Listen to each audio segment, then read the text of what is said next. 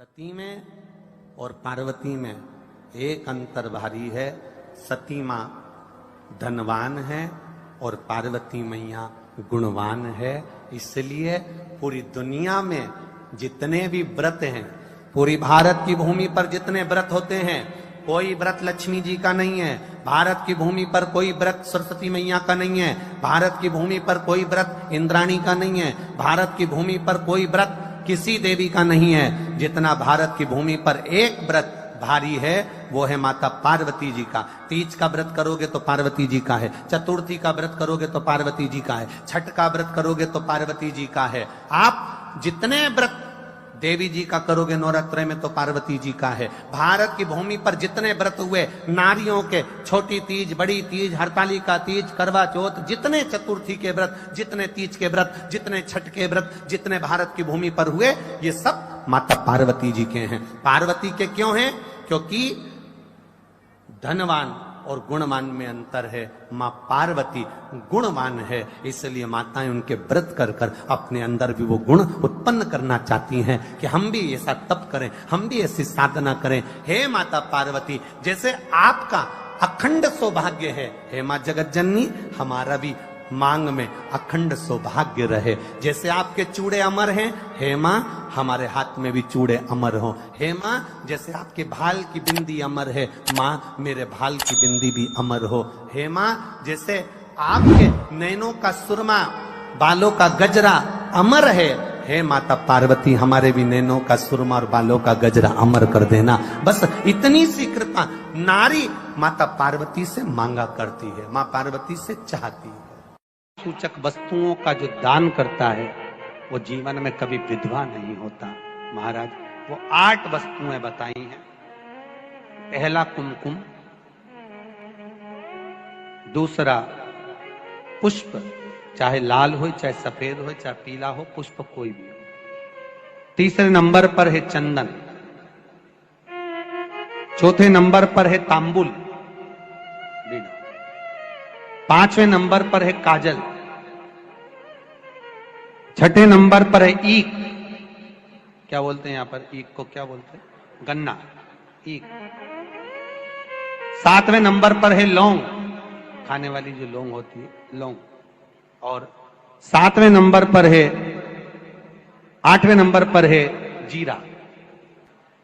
कहते हैं चैत्र महीने की तृतीया तिथि को बिना नमक का भोजन कर कर, सुबह बिना नमक का भोजन करें, एक समय फलाहार करें बिना नमक का, और तुला दान के बराबर एक पलड़े में अपन बैठकर 8 वस्तुएं तुला की रख कर जो दान दे देता है वो नारी कभी विधवा होकर नहीं जाती, 7 जन्म तक अखंड सौभाग्यवती रहती है।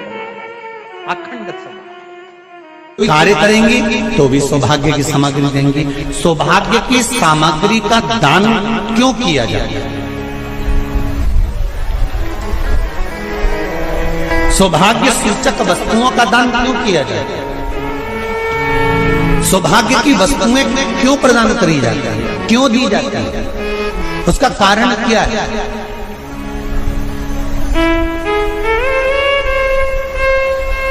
क्यों देते हैं? महाराज भारत की भूमि की सौभाग्यवती माताओं का एक मन की अभिलाषा रहती है। भारत की भूमि की माताओं की एक अभिलाषा रहती है कि जब उसके प्राण छूटे तो अखंड सौभाग्य धारण करके पति के कंधे पर और पुत्र के कंधे पर शमशान पर।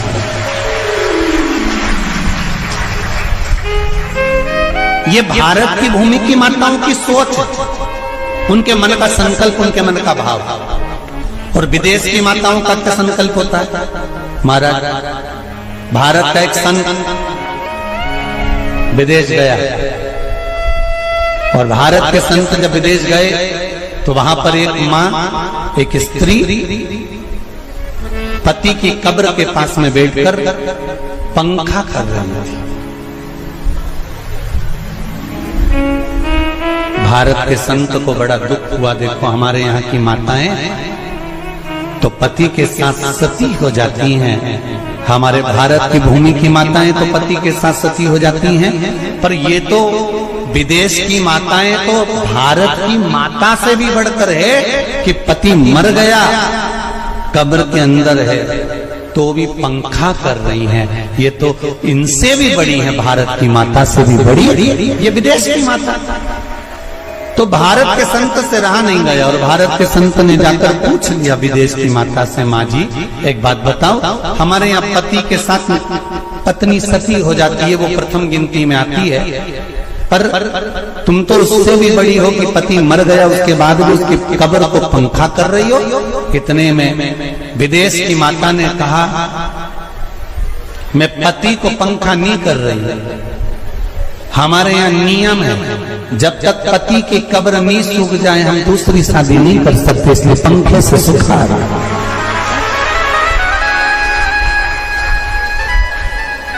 इसलिए पंखे से सुखा रही है। मेरे भारत की माताओं में और विदेश की माताओं में अंतर है सर।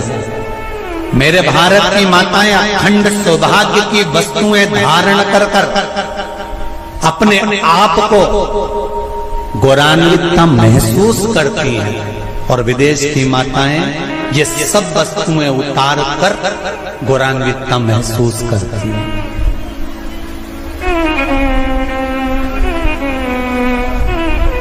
क्यों देते हैं चूड़ी का दान, क्यों देते हैं बिंदी का दान, क्यों देते हैं अखंड सौभाग्य का दान? किस महाराज?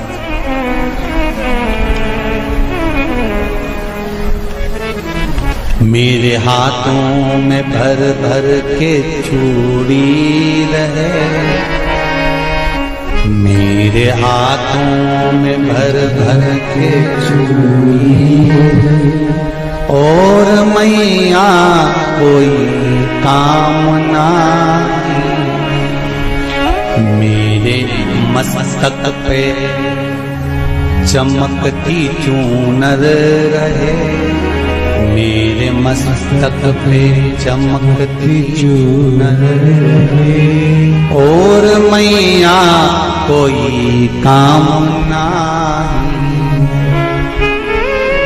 मेरी मांगों में भर भर के सिंदूर रहे, मेरी मांगों में भर भर के सिंदूर रहे, और मैया कोई कामना नहीं मेरे पाँव में बिछुड़ी का जोड़ा रहे। एक बिछुड़ी नहीं, कितनी? 2, 3, 4, 5, एक एक पाँव में जोड़े से बिछुड़ी होना चाहिए, केवल एक नहीं, सिंगल नहीं। वो तो आजकल का फैशन हो गया महाराज, जो केवल एक बिछुड़ी धारण कर लो उसी में फैशन दिखे।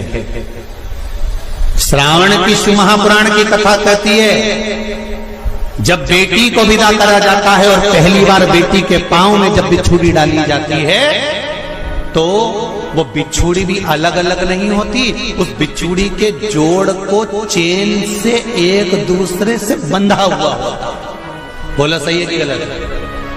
जितने आस्था चैनल पर कथा सुन रहे हैं, जितने फेसबुक पर सुन रहे हैं, यूट्यूब पर सुन रहे हैं, सुन लेना कि मेरे भारत की माताओं का जब पाणी ग्रहण संस्कार किसी बेटी का होता है, उसके पांव में जब पहली बार बिछुड़ा पिनाया जाता है, बिछुड़ी पिनाई जाती है, तो वो बिछुड़ी भी एक दूसरे से बंधी हुई होती है, चेन से बंधी हुई होती है। उसको अलग अलग वाली बिछुड़ी शादी के मंडप में नहीं पहनाई जाती। क्यों? जैसे ये बिछुड़ी एक दूसरे से पांव में बंधी हुई है, तुम्हारी जिंदगी अंतिम श्वास तक ऐसी ही बंधी है, यही बनना चाहिए। वो तो अब माताओं ने थोड़ा सा फैशन चेंज कर दिया, अब पांव में ज्यादा बिछुड़ी नहीं पहनती, गड़ती है, चुभती है, एक बिछुड़ी धारण महाराज। पर नहीं, बिछुड़ी भी दो हो, जोड़े से हमारी माताएं, भारत की भूमि की जो माताएं हैं, ये चूड़ी भी हाथ में पहनती है तो जोड़े से पहनती है। बोलो जैसा सही है कि गलत है? एक अकेली चूड़ी माताएं हाथ में धारण नहीं करती हैं। अगर भारत की भूमि की संस्कारित माताएं हैं और भारत की भूमि की सभ्यता और संस्कृति को जानती है तो अकेली चूड़ी नहीं, जोड़े की चूड़ी पहनेगी। 2 चूड़ा डालेगी, 4 डालेगी, 12 डालेगी, पर सिंगल नहीं, अकेले। और सरल भाषा में समझ लो, हमारे यहां ठेले पर लेने जाओ तो जो केले अपन खाते हैं वो भी सिंगल नहीं देते, उसको भी जोड़े से दिया जाता है। 2 दूं की, 12 दूं की, आधी दर्जन दूं की 1 दर्जन दूं। अब अंदाजा लगाइए। हमारे यहां देने का भी एक भाव है। श्रावण के महीने की शिव महापुराण की कथा, जिसका नाम है श्रावण शिव महापुराण की कथा, ये कहती है कि पार्वती जी ने और गंगा जी ने ये चतुर्मास में जितना सौभाग्य का दान दिया है, उनके बराबर दुनिया का कोई व्यक्ति इतना सौभाग्य का दान नहीं दे सकता जो माता गंगा और पार्वती दोनों दान दे रहे हैं।